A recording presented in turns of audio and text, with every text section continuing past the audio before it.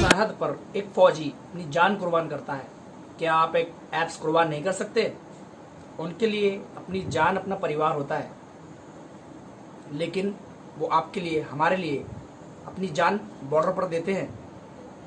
आपके लिए तो टिकटॉक बस एक एंटरटेनमेंट का साधन ही है ना, कोई आपकी रोजी रोटी तो है नहीं। तो बंद करिए ना ऐसे आपको। जय हिंद दोस्तों, welcome back to my channel soldier journey. इस वीडियो में हम बात करने वाले हैं 59 ऐसे चाइनीज ऐप्स जिसको भारत सरकार ने तत्काल बैन कर दिया है। भारत में हजारों लाखों यूजर्स बल्कि करोड़ों यूजर्स दुनिया में है इसके, इन ऐप्सों के। भारत सरकार ने 59 ऐप्स तुरंत भारत में बंद कर दिया है। मैं भारत सरकार को बहुत बहुत धन्यवाद कहना चाहूँगा इसके लिए। इन 59 ऐप्सों में सबसे इम्पोर्टेंट और पॉपुलर ऐप्स टिकटॉक। जी हाँ, टिकटॉक आज तक मैंने यूज़ नहीं किया, बट आप लोग बहुत लोग यूज़ करते होंगे दोस्तों। तो टिकटॉक सबसे पहले हम बात करेंगे इस वीडियो में पीपल लिबरेशन आर्मी के बारे में, चाइना की PLA पीपल लिबरेशन आर्मी के बारे में। अब आप सोच रहे होंगे कि वीडियो बनाया ऐप्स के ऊपर से और बात कर रहे हैं चाइना की PLA के बारे में।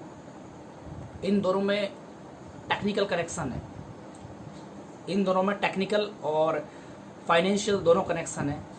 PLA और चाइनीज़ ऐप्स हार्डवेयर, सॉफ्टवेयर और इनकी बहुत सारी कंस्ट्रक्शन की जो कंपनियां हैं दोस्तों। चाइना की जो आर्मी है वो दुनिया में सबसे अलग आर्मी है। चाइना की जो आर्मी है वो वहाँ की सरकार की एक सरकार का एक अंग है। नेवी, इंडियन एयरफोर्स और पैरामिलिट्री फोर्सेस, किसी पॉलिटिकल पार्टी, चाहे वो BJP हो, चाहे भाजपा हो, और चाहे किसी भी पार्टी हो, किसी से कोई लेना देना नहीं है। जबकि चाइनीज़ आर्मी का पॉलिटिकल आर्मी से सीधा कनेक्शन होता है। उनका जो कमांडर इन चीफ होता है, उसके ऊपर का जो अफसर होता है जिनको वो रिपोर्ट करते हैं, वो उनकी कम्युनिस्ट पार्टी का ही होता है। इसका मतलब ये हुआ, कम्युनिस्ट पार्टी का जो उनका लीडर है वो आर्मी के चीफ ऑफ जनरल को उनको रिपोर्ट करता है। चीफ ऑफ जनरल उनके जो कम्युनिस्ट पार्टी का जो लीडर है उसको रिपोर्ट करता है। तो इसका मतलब ये हुआ कि पूरी की पूरी आर्मी पॉलिटिकल पार्टी की एक कठपुतली है। जबकि भारतीय सेना ऐसा नहीं है दोस्तों। भारतीय सेना एक अलग तरह की सेना है और अपना डिसीजन खुद लेती है। पॉलिटिकल पार्टी इसमें कोई लेना देना, कोई हस्तक्षेप नहीं है। हमारी पॉलिटिकल्स जितनी भी पार्टी है, चाहे वो कांग्रेस हो, चाहे BJP हो, सेना से सलाह लेती है। बिना सेना के सलाह के अपना डिसीजन नहीं लेती है। कुछ भी प्रोग्राम अभी हाल ही में कुछ दिनों पहले सर्जिकल स्ट्राइक्स हुई थी। मोदी जी ने NSA और आर्मी चीफ्स बिपिन रावत उस टाइम पर थे, उनसे बात की थी और उस बात में डिसीजन निकला। तो मोदी जी ने उसको अप्रूव किया। मोदी जी अप्रूव मतलब जो गवर्नमेंट हमारी रहती है, चाहे वो कांग्रेस की हो, चाहे वो BJP की हो, सेना का डिसीजन ही मान्य होता है। हर दोस्तों, हमारा देश दुनिया का सबसे बड़ा डेमोक्रेटिक कंट्री है, जिसमें जनता सीधे अपने जनमत से सरकार को चुनती है। ऐसे ही अमेरिका, ऑस्ट्रेलिया, न्यूजीलैंड, कनाडा, जितनी भी डेमोक्रेटिक कंट्री है, इनकी जो आर्मी है ये सरकार की कठपुतली नहीं। कम्युनिस्ट, जिन देशों में कम्युनिस्ट गवर्नमेंट होती है, सदियों से चली आ रही है, वहाँ पर सेना कम्युनिस्ट पार्टी का एक अंग होती है। तो चाइना दुनिया में सबसे बड़ा कम्युनिस्ट कंट्री है। तो कम्युनिस्ट कंट्री चाइना सबसे बड़ा दुनिया में है, तो उसकी जो आर्मी है वो कम्युनिस्ट पार्टी का एक अंग है दोस्तों। जैसा कम्युनिस्ट पार्टी चाहेगी वैसा सेना करेगी, चाहे वो उनके देश के अंदर ही उनके लोगों पर अत्याचार क्यों ना करना पड़े। अभी सबसे अच्छा उदाहरण मैं आपको बता रहा हूँ। हमारे देश में सबसे बड़ी समस्या इंटरनल जो समस्या होती है नक्सलवाद की, इंटरनल समस्या है नक्सलवाद की। क्या आपने कभी देखा है कि हमारे देश की गवर्नमेंट की पॉलिसी का विरोध नक्सलवाद करते हैं? नक्सल हमारे देश के ही लोग होते हैं। कभी आपने देखा उन पे कभी एयरफोर्स ने अटैक किया हो?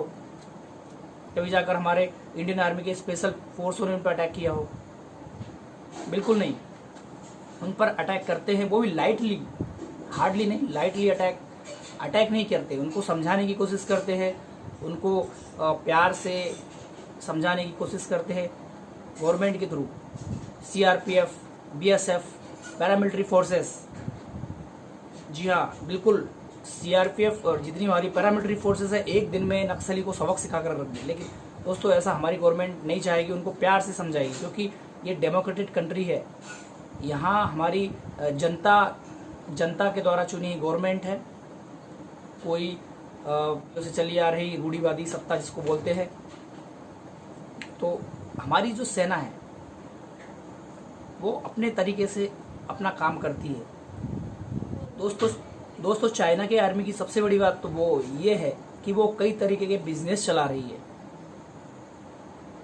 Chinese army, PLA, people liberation army, कई तरीके के फाइनेंशियल बिजनेस चला रही है। इसमें मोबाइल सॉफ्टवेयर, मोबाइल हार्डवेयर, सड़क का कंस्ट्रक्शन का काम, ये सभी चाइना की PLA आर्मी करती है। और इसी को कॉपी करते हुए कुछ चीज़ें पाकिस्तान की जो आर्मी है वो भी करती है। इसके ऊपर से सबसे अच्छा वीडियो मेजर गौरव आर्य, जिनका मैं बहुत रिस्पेक्ट से सम्मान करता हूँ, उन्होंने इसके ऊपर से बाकायदा बहुत अच्छी एक वीडियो बना रखा है उनके यूट्यूब चैनल डिफेंस ऑफेंस पे। दोस्तों चाइनीज आर्मी कई तरीके के दुनिया भर में बिजनेस चलाती है।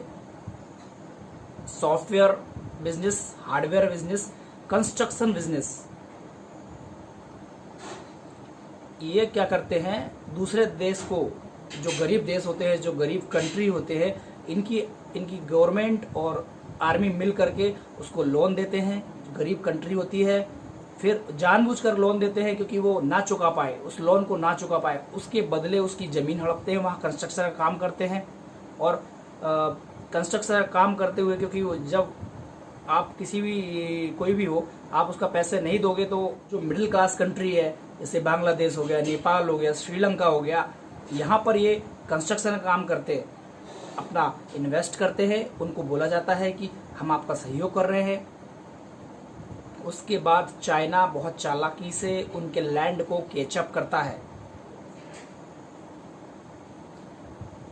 ये चीज़ एशिया में आसपास के जो इलाके हैं वहाँ चाइना पिछले 15-20 साल से करता आ रहा है, ज़्यादा करता आ रहा है। पहले तो किया है, पिछले 15-20 साल से बहुत ज़्यादा इसने किया हुआ है। और वो ये जब आप किसी के गुलाम हो जाते हो तो जो मालिक बोलेगा वही करोगे। ऐसा श्रीलंका के साथ भी हुआ था पिछले 3 साल पहले। अब श्रीलंका समझ चुका है इसकी हरकत को। अभी जो नेपाल है वो समझ नहीं पा रहा है, बाद में इसको अकल ठिकाने आएगी जब ये समझेगा। हम वीडियो को दूसरी तरफ ना मोड़ते हुए बात करते हैं ऐप्स की। 59 ऐप्स, चाइनीज़ ऐप्स जो भारत सरकार ने बंद किए हुए हैं, इनका कनेक्शन ये आर्मी, चाइनीज़ आर्मी से कैसे है उसके बारे में मैं आपको बता रहा हूं दोस्तों। चाइनीज़ आर्मी, जितने भी चाइनीज़ मोबाइल्स है, ओप्पो, वीवो, शाओमी, इनके अंदर एप्लीकेशंस, खुद की एप्लीकेशंस होती है। जैसे MI के अंदर MI community, MI communication, MI chat, ये क्या करते हैं, वेपन्स का काम करते हैं। बिल्कुल, ये एक वेपन्स का काम करते हैं। इनका जो कैमरा होता है, कुछ हमारी भारत सरकार की इंटेलिजेंस और अमेरिकन इंटेलिजेंस ने ये बताया, ये खुलासा किया है कि भारत में जिस तरीके से फ़ोन आप लोग चाइना के यूज़ करते हो और उनमें जो इंस्टॉल होने वाले एप्लीकेशंस हैं, उससे हमारे सर्वर डाटा, सरकारी डाटा, ना सिर्फ सरकारी डाटा बल्कि हमारी प्राइवेसी को भी उसमें खतरा है। इसको तत्काल ध्यान में रखते हुए भारत सरकार ने बहुत अच्छा कदम लिया। 59 एप्लीकेशंस, जिसमें टिकटॉक एक बहुत इम्पोर्टेंट और फेमस है। बहुत आप भी शायद वीडियो को देख रहे होंगे तो शायद टिकटॉक यूज़ करते होंगे, बट मैं तो शुरू से अभी तक किया नहीं, क्योंकि मुझे टिकटॉक मुझे ये ड्रामेबाजी पसंद नहीं है। तो आप लोग 59 एप्लीकेशंस भारत सरकार ने बैन की, और टिकटॉक जो आपका चहेता, जिसको आप प्यार करते हो, खास तौर पर गर्ल्स के लिए मैं बोलना चाहूँगा, बिल्कुल भी आप इसमें दुख मत मनाइए। उन भारत के जवानों के बारे में सोचिए जो सियाचिन ग्लेशियर में नाकुला सेक्टर में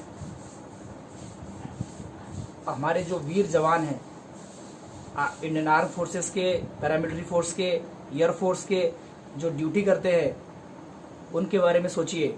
ये जो एप्लीकेशंस की वजह से हमारे डाटा लीक हो रहे हैं, इन एप्लीकेशंस की वजह से हमारे देश की जो इकोनॉमी है वो चाइना के पास जा रही है। उसको रोकिए, उसको रोकने में आप मदद कीजिए। टिकटॉक पे आप डांस करने से अपनी पॉपुलैरिटी बढ़ा सकते हो। हमारे देश का सम्मान, हमारे देश का अभिमान और हमारे देश के सेना के लिए जो कब्र खोदने वाला है, जो ये जो एप्लीकेशंस और तमाम ऐसी चीज़ें हैं, इनको प्लीज़ आप इनके लिए दुख मत मनाइए। भारत सरकार ने इनको बंद किया, बहुत अच्छी बात है। हम लोगों को खुद सोचना चाहिए कि जितने भी हार्डवेयर चीज़ें हैं, जितने भी वेयरिंग की चीज़ें हैं, जितने भी यूजेस होने, चाहे वो पेन ही क्यों ना हो, हमें अपने बच्चे की पढ़ाई, एजुकेशन के लिए चाइना का पेन यूज़ नहीं करना है, वो इंडिया का यूज़ करना है। हमें दिवाली मनाने के लिए जो दिए हैं वो चाइना की यूज़ नहीं करने हैं, गरीब किसान की यूज़ करने हैं। हमें जो कपड़े पहनने हैं वो भारत के स्वदेशी कंपनी से रिलेटेड कपड़े होने चाहिए। आपको पता है गांधी जी ने स्वदेशी पर कितना जोर दिया था। अंग्रेजों का पूर्णतः है अंग्रेजी कंपनी का बहिष्कार करो, गांधी जी का नारा था। इनकी चीज़ों का बिल्कुल बहिष्कार कीजिए। हमें हर तरीके से हमारे माइंडसेट में ये सेट करना है, हर तरीके से। वो सिर्फ टिकटॉक की बात नहीं है। टिकटॉक एक शुरुआत है, क्योंकि टिकटॉक से शुरुआत करी हम लोगों ने हर चीज़ में, चाहे दिवाली हो, चाहे होली हो, चाहे हमारे बेटे का बर्थडे हो। वो बर्थडे केक में जो यूज़ होने वाली फुलझड़ी है वो भी चाइना से बन के आती है, उसका बहिष्कार कीजिए। देश पहले विश्व गुरु था, बीच की गुलामी ने इसको कमज़ोर किया हुआ है। ये हमारे पूर्वजों की कमी है, लेकिन इस कमी को अब हम पूरा कर सकते हैं। हमारे पास आज़ादी है, हमारे पास टेक्नोलॉजी है। बिजनेस करें हम लोग, अपना खुद का व्यवसाय खोलें। खुद की सस्ती चीज़ों के चक्कर में हम अपने लोगों को धोखा दे रहे हैं। और दूसरी बात दोस्तों, ये जो टिकटॉक ये ट्विटर्स और न्यूज़ में एक अफवाह चल रही है, कुछ यूट्यूब न्यूज़ चैनल्स है जो ये बता रहे हैं कि भारतीय सेना ने कुछ नहीं किया, चाइनीज़ सोल्जरों ने टेंट लगा लिए, गलवान घाटी में टेंट लगा दिए, ये कर दिया, वो कर दिया, हमारी सेना तो कमज़ोर है, वहाँ उनकी सेना ज़्यादा ताकतवर है। तो वो लोग गलवान घाटी में आकर के टेंट लगा लिए हैं, मतलब पैनिक फैला रहे हैं देश में। आपको बताना चाहूँगा दोस्तों, युद्ध ऐसा नहीं होता। अगर चाइना को एक्चुअल में युद्ध करना होता तो वहाँ टेंट नहीं लगाता, क्योंकि जब मिसाइलों का अटैक होता है तो टेंट्स में जितने लोग रह रहे हैं सब मर जाते हैं। उनका मतलब क्या है? चाइना की एक पॉलिसी समझिए आप। चाइना ये सिद्ध करना चाहता है कि हम दबाव बनाना चाह रहे हैं भारत के ऊपर, क्योंकि चाइना को पता है कि अगर हम टेंट लगाएंगे गलवान घाटी में तो भारत के भी सैटेलाइट्स है, इजराइल के सैटेलाइट्स है, अमेरिका के सैटेलाइट्स है। ये सैटेलाइट्स उन तंबू को, उन टेंटों को देखेंगे और इनके अंदर ये फीलिंग्स आएगी कि नहीं यार, चाइना के लोग भी यार बॉर्डर पे कुछ है। इनकी पॉलिसी है, युद्ध कर रहे हैं, इनकी पॉलिसी नहीं है। अगर इनकी पॉलिसी युद्ध करना होता तो ये गुपचुप पे युद्ध करते। युद्ध करना, जितने भी आप एक्सपर्ट की बातें सुनेंगे, मेजर गौरव आर्या की बात सुन लीजिए, पुराने ये जो भूतपूर्व जनरल्स उनकी बात सुनिएगा, पता लग जाता है। ये फर्जी न्यूज़ चैनल ये यूट्यूब पे बना कर रही है, ये ट्विटर पर कभी भी चाइना युद्ध या किसी देश में युद्ध होता है तो बंकर्स बनाए जाते हैं, जमीन के अंदर बंकर्स बनाए जाते हैं, बंकर्स के अंदर तैयारियां की जाती है। चाइना ने एक भी बंकर्स नहीं बनाया अभी तक, वो युद्ध चाहता ही नहीं है, वो एक दूसरे तरीके का युद्ध चाहता है। वो डाटा टेक्नोलॉजी और इकोनॉमी इस तरीके का युद्ध चाहता है। ये युद्ध जो है सेना का मिलिट्री युद्ध से ज़्यादा खतरनाक है दोस्तों। ये सीधे हमारी देश की इकोनॉमी को चोट पहुंचाता है। ये हमारे देश की इकोनॉमी को कोलैप्स करता है। ये हमारी ये जो जिस तरीके से खेल खेल रहे हैं चाइना वाले, हमारे डाटा को नुकसान पहुंचाना, सरकारी डाटा को नुकसान पहुंचाना, इसको करना, ये एक तरीके का युद्ध हो गया है आज के ज़माने में। ये एक तरीके का युद्ध है। इसी को चलते हुए हमें तैयार रहना है।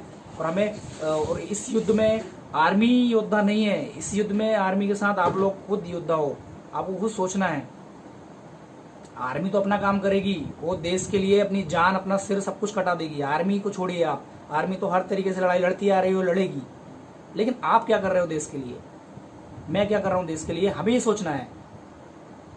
सोल्जर्स तो हर कंडीशन में अपने देश के लिए अपनी जान देता आ रहा है और देगा, लेकिन इस टेक्नोलॉजी के युद्ध में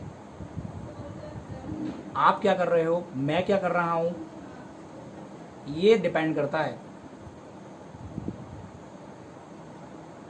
दोस्तों। जब युद्ध होता है ना, तो हर एक देश की एक एक मिट्टी, एक एक क्षण देश के लिए काम आता है। अभी चाइना से युद्ध है, बिल्कुल युद्ध है, चल ही रहा है।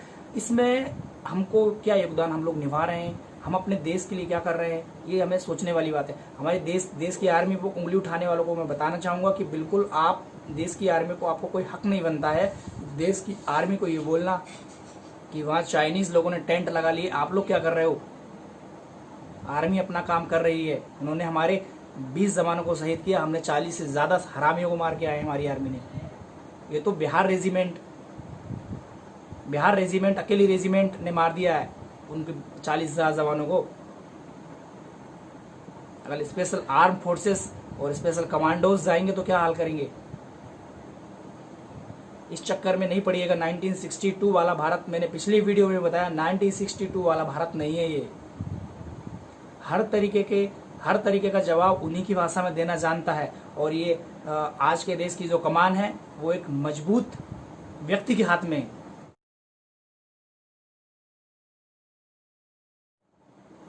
दोस्तों, अगर वीडियो अच्छा लगा हो तो प्लीज़ लाइक, शेयर और कमेंट कीजिए।